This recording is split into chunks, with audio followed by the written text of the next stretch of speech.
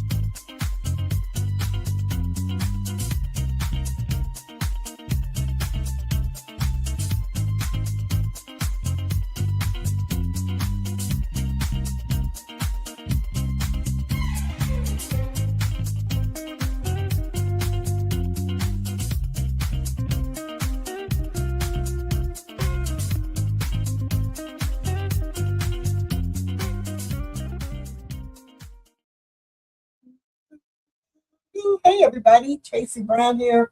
So glad that you joined me for today's episode of the Inclusive Church, where we come together every week to remind ourselves of our commitment to be leaders in inclusive spiritual communities. And we have the opportunity to explore what are specific, tangible, observable things, practical things that we can do, or conversations that we need to have in order to feed, birth, grow the commitment to being inclusive in our churches.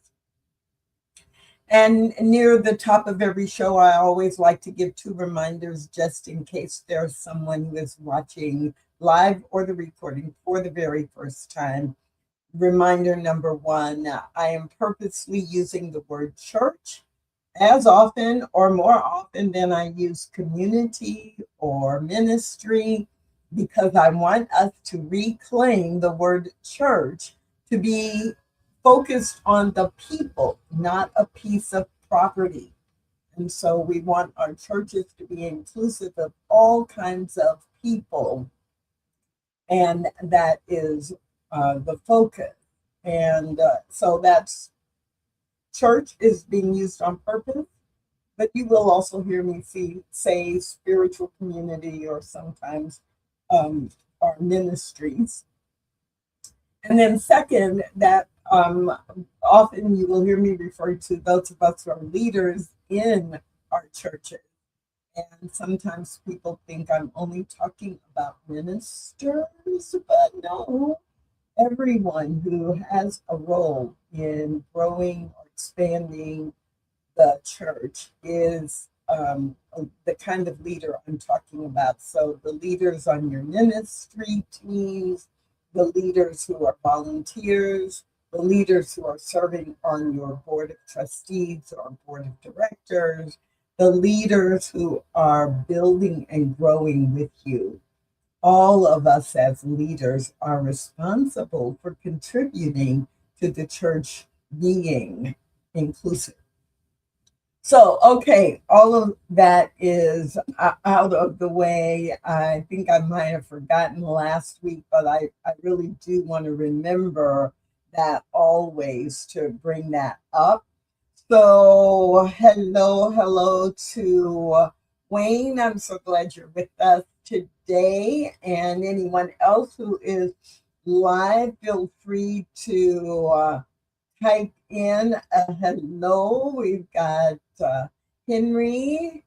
Happy that you are here, and Anita.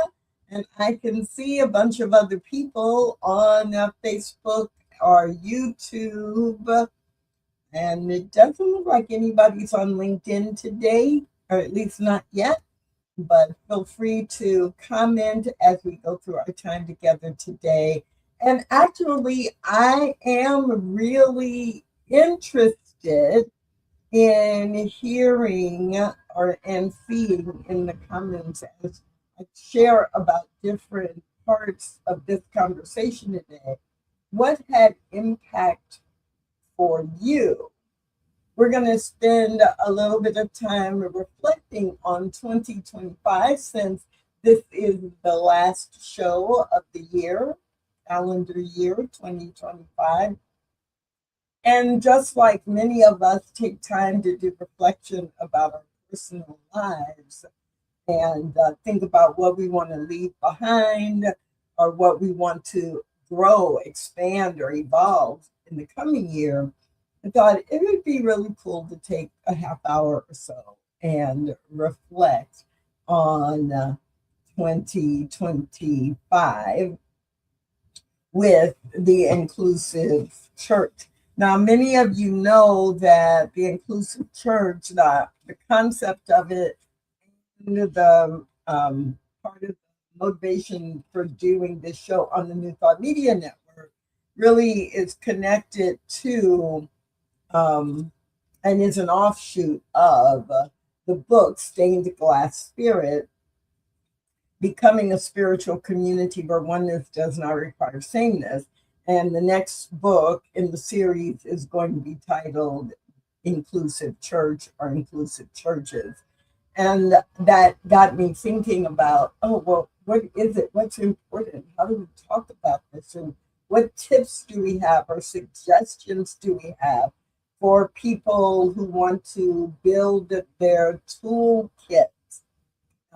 And so that's what we do with the show. And in 2025, it's not so much just looking at the titles, but when I did review the titles of the shows this year, there were a few topics that came up a lot, or I could see the thread that was connecting different topics.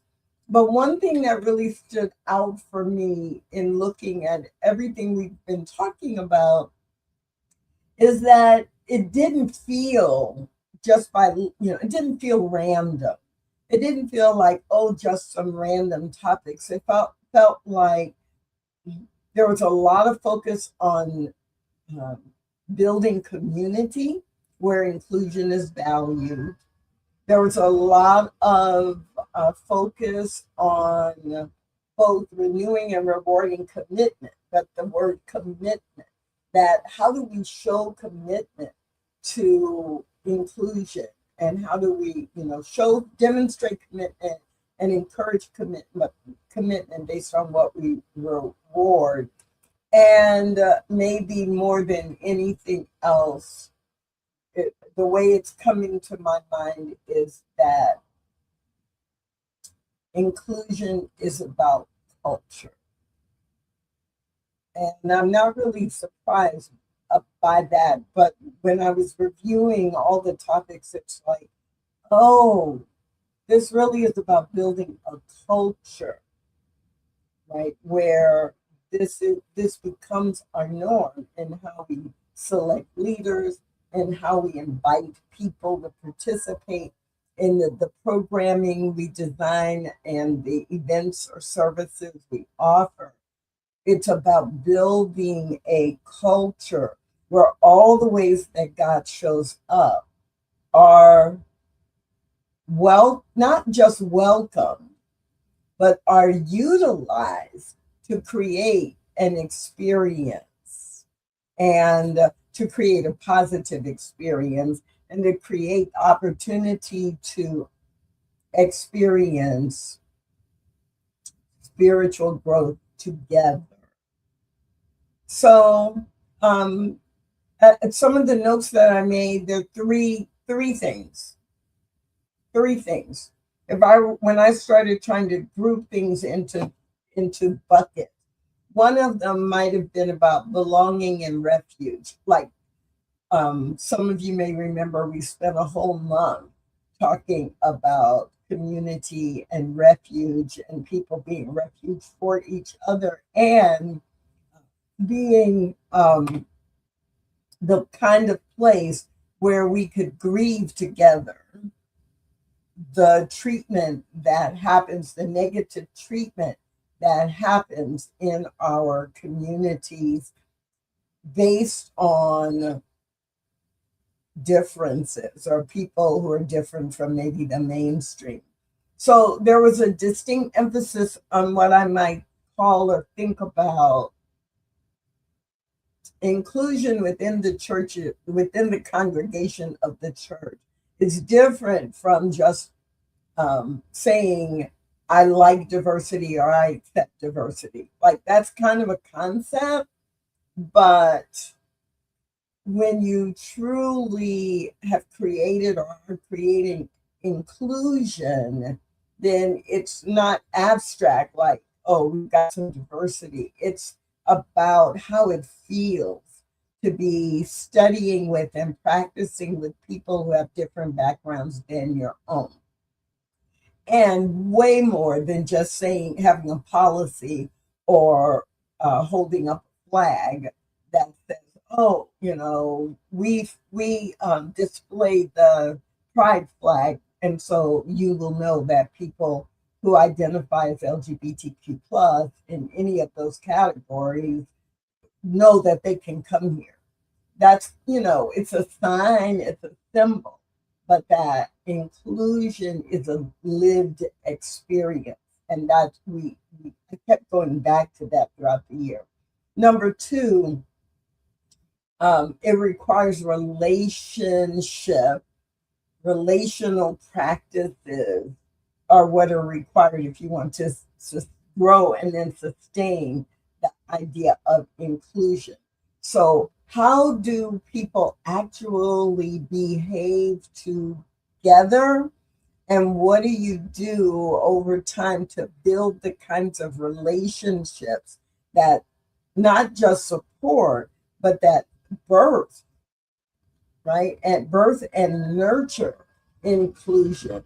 And so the relationships that people have with one another, that came up in a lot of episodes. And I remember in several conversations with featured guests, I remember, you know, asking a number of people, so how do you do that? Like, what are the conversations you have? Or what are the requirements that you share with people in leadership that you expect them to do things over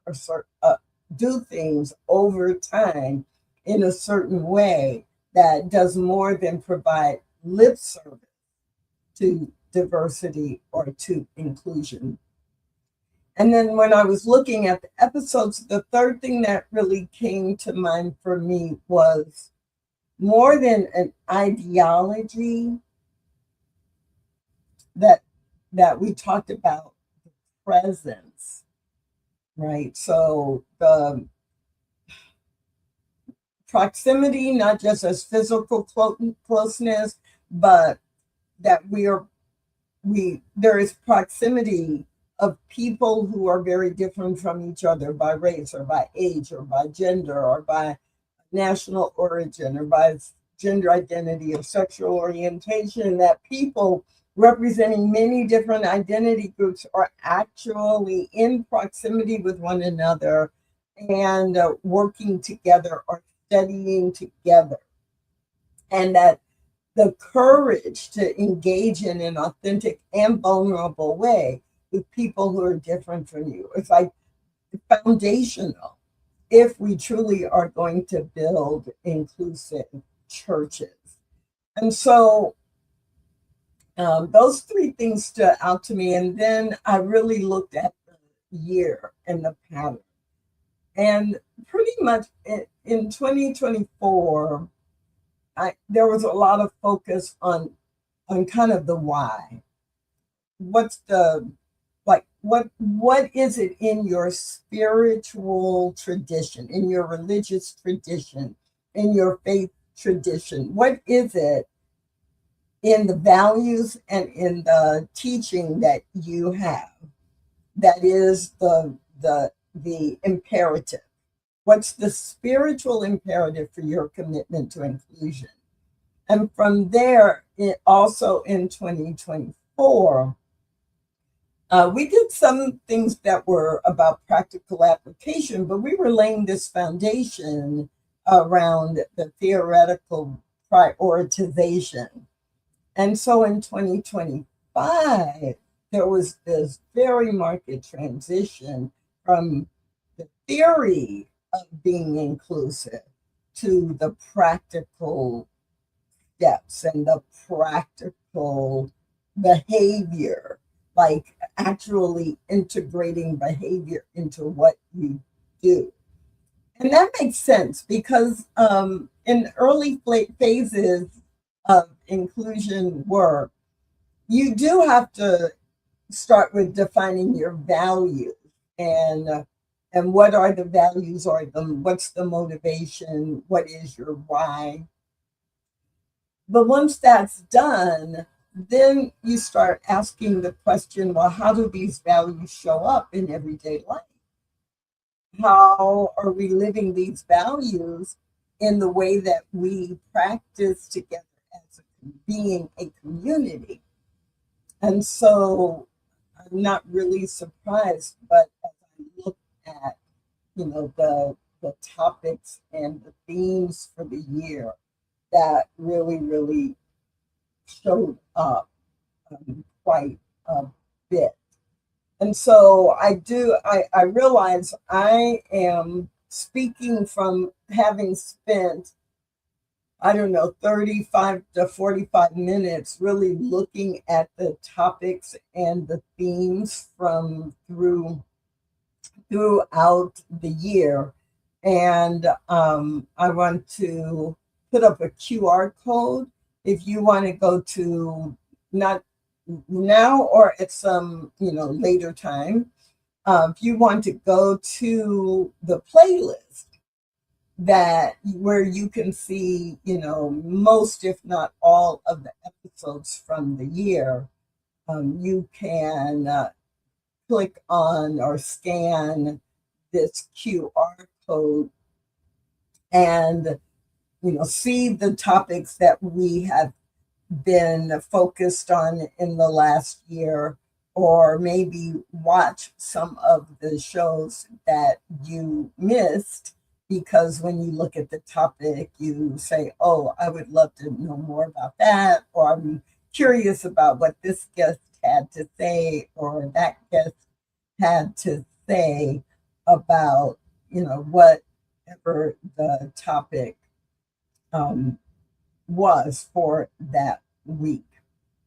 So I will put the QR code for the playlist up again before we close, if you want to snap a photo of it or scan it and have the browser open it up in another tab, then you could do that as well.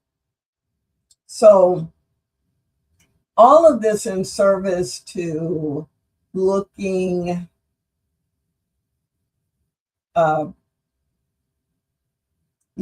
back over the year 2025. And there is a part of me that's like, why are you doing that? But there is something about taking a breath. This past Sunday, I spoke at a church, and this particular church, their tradition historically has been that they have a burning bowl service on the last Sunday of the month and a white stone ceremony to set intentions for the year, the first Sunday of the year. Burning bowl the last Sunday of the year, and white stone ceremony the first Sunday of the next year.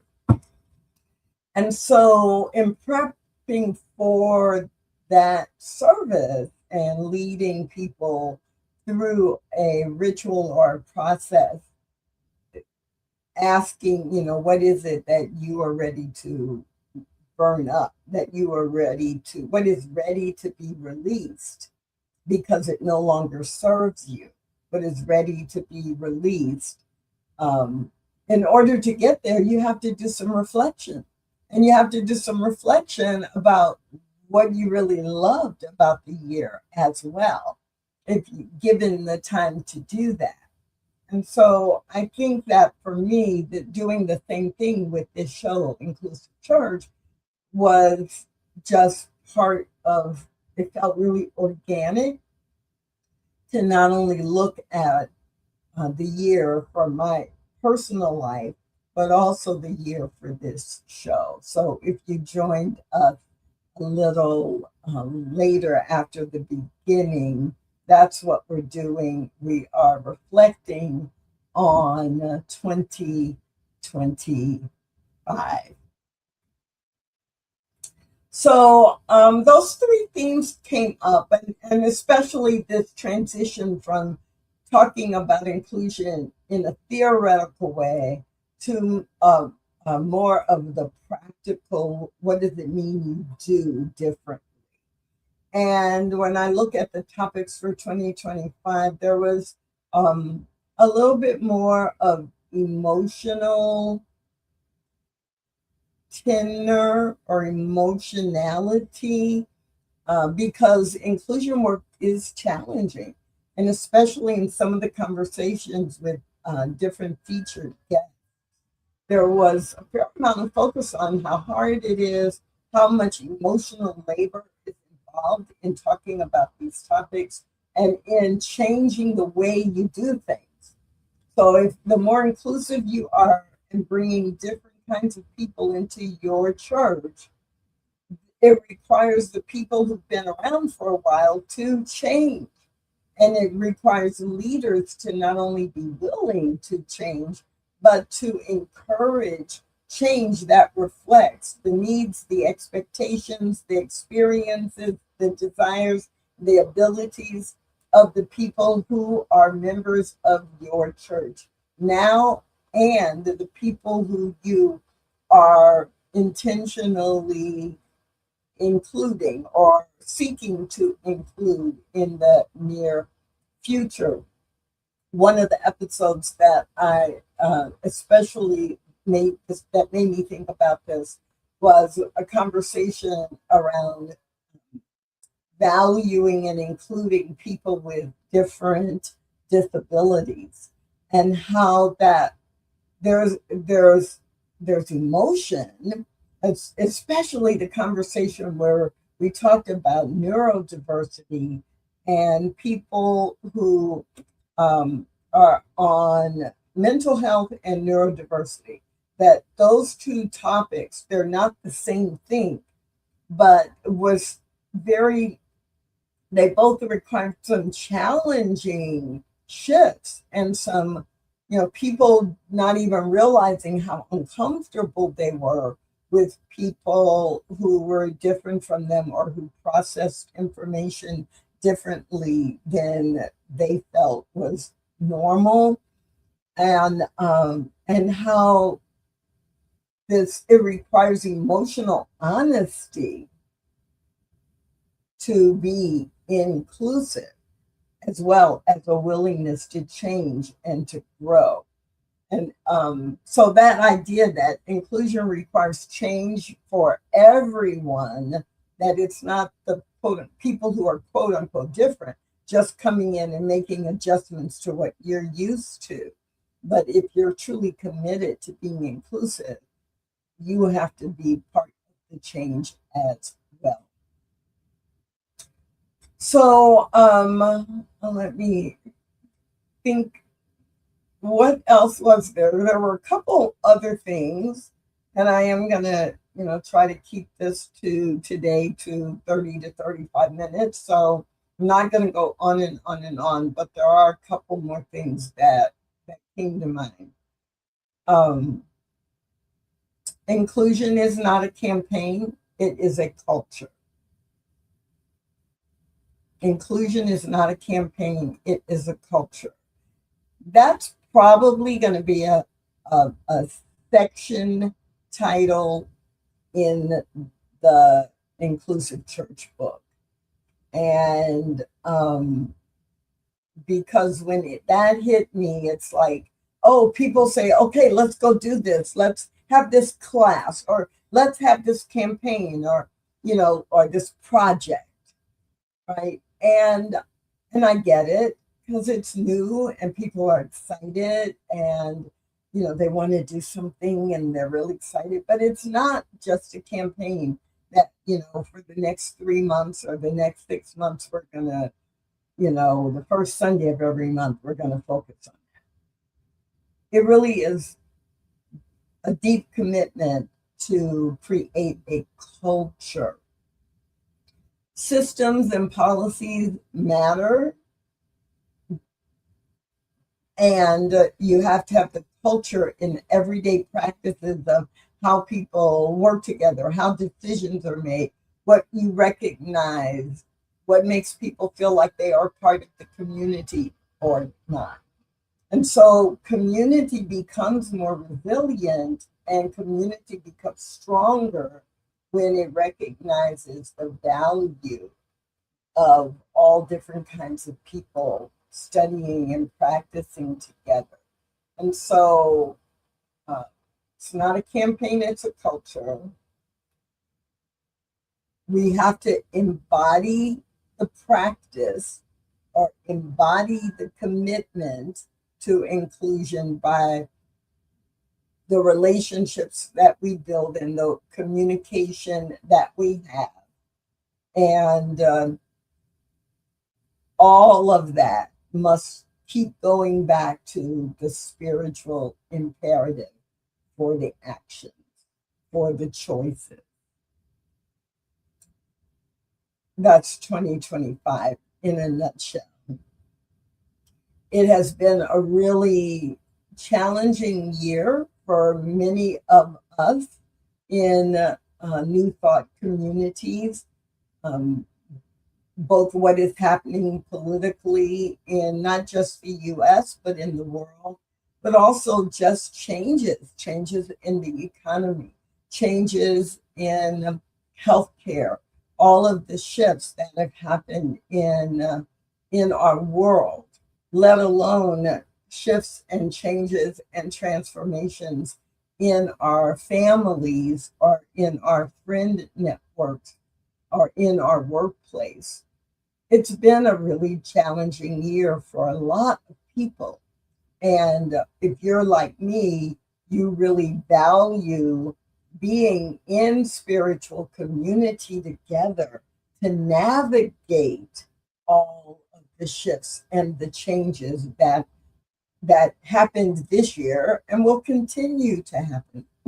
So my hope for you is that when you have been able to participate in the Inclusive Church show, that you have been able to get little snippets of ideas or inspiration that have helped you not just survive all that's going on, but to actually build something long lasting in the church that you are a part of.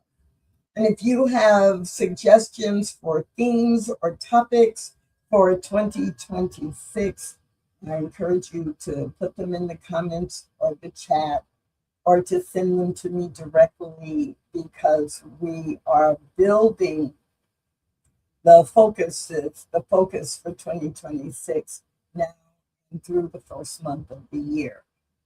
I can tell you that line, like inclusion is not a campaign, it's a culture, is how I will be kicking off the first month of 2026.